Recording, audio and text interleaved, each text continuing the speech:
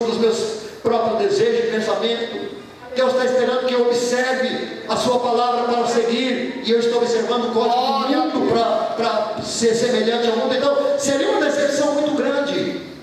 Meus irmãos, tem muita coisa para falar nesse assunto. Só uma coisinha mais quero dizer: a decepção pode causar uma precipitação, e nós não podemos correr esse risco.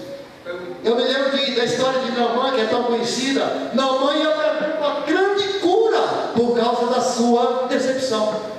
Quando ele saiu com o presente, foi no rei. O rei disse: eu não sou Deus, rasgou suas vestes. Ele estava voltando para casa, já decepcionado. Avisaram que a bênção estava com o profeta. Ele vai para o monte, chega lá em Dotã, e está pensando assim: da forma que o rei de Israel me recebeu. Deve ter sido uma pompa muito grande, né, no palácio.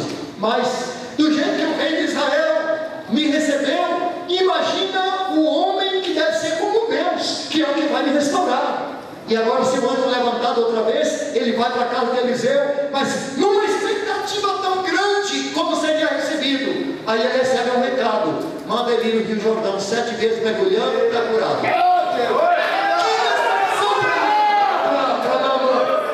Aquilo ali mexeu com o seu ego, com o seu orgulho. Ele disse: jamais eu vou embora, porque os rios da minha terra são mais limpos do que as águas desse Rio Jordão. Já ia embora, virou as costas, cheio de todo decepcionado. Mas graças a Deus que ele tinha uns companheiros que eram servos, diz a Bíblia. E os servos disseram: oh meu pai, ele não exigiu tanta coisa. De repente, aqui não é como a nossa terra, lá realmente se exaltam os homens, né? E os homens são mais importantes que os seus próprios deuses. Agora aqui em Israel deve ser diferente. Aqui ele não quis te dar que o senhor merece, essa pompa toda de general, mas não sei, você vai voltar do mesmo jeito para casa? Faz uma experiência.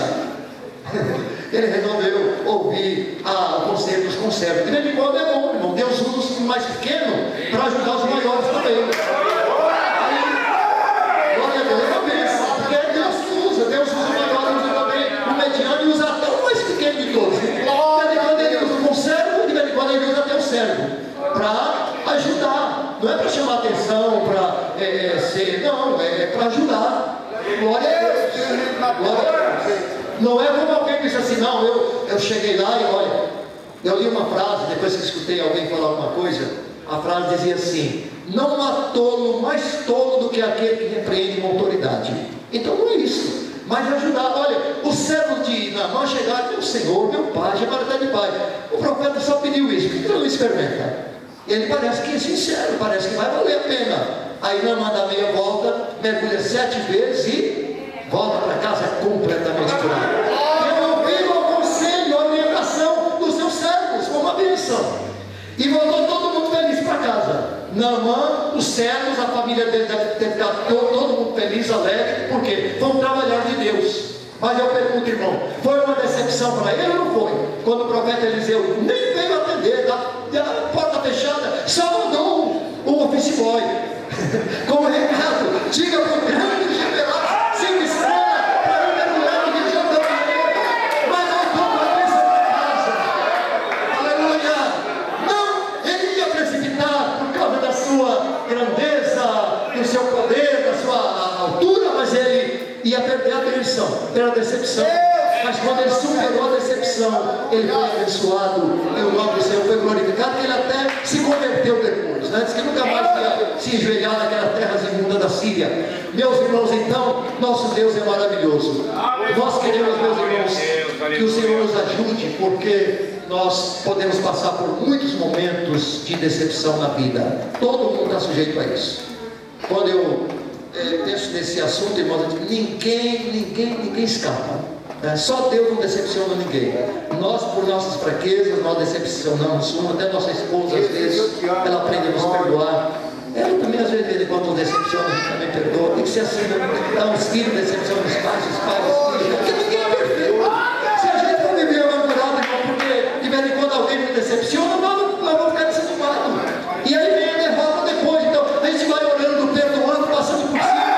E quando alguém me decepciona, agora eu também talvez eu decepcionei esse irmão alguma vez. Então, fica elas por ela. Glória a Deus.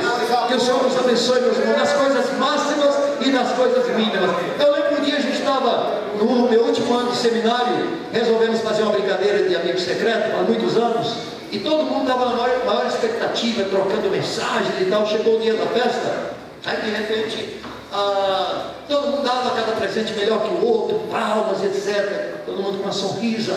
De repente um rapaz lá, vistoso, tinha condições de dar um bom presente, ele deu um pente de plástico para sua. Então, nas coisas mínimas e máximas e mínimas, também um pente de plástico custava menos de R$1 hoje, eu acho que seria. O presente devia ser de uns 15 para cima. Aí o que vocês pensam que aconteceu?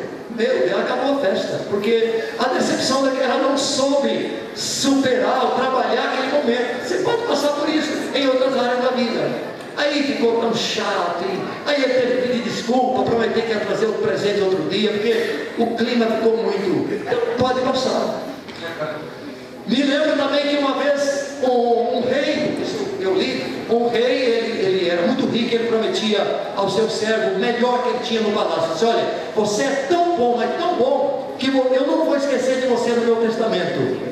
Todo mundo sabe o que é testamento, né? Então, não vou esquecer. O escravo dizia: que maravilha, esse rei tão rico, esse senhor, olha, quando ele morrer, já está bem velhinho.